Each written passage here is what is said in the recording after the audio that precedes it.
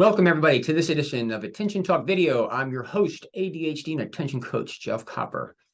A little bit on a self-awareness kick these days, because self-awareness is highly correlated with success in life.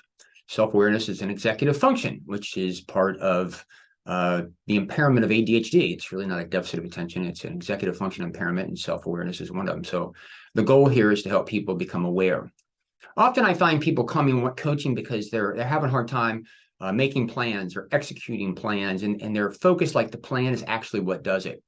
One of the root causes I find for people not doing that is decisions.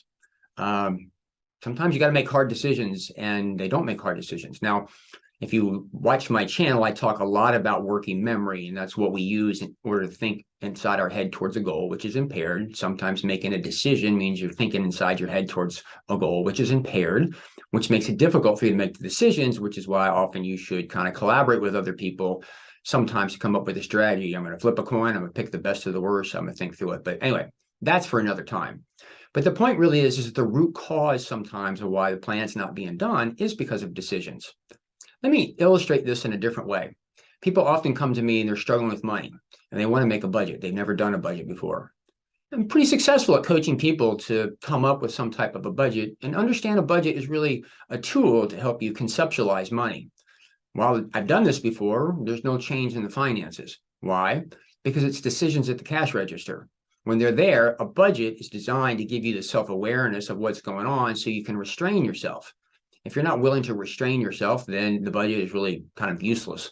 And that's where people with ADHD struggle. They look at the plan or the budget as if it's going to do the work.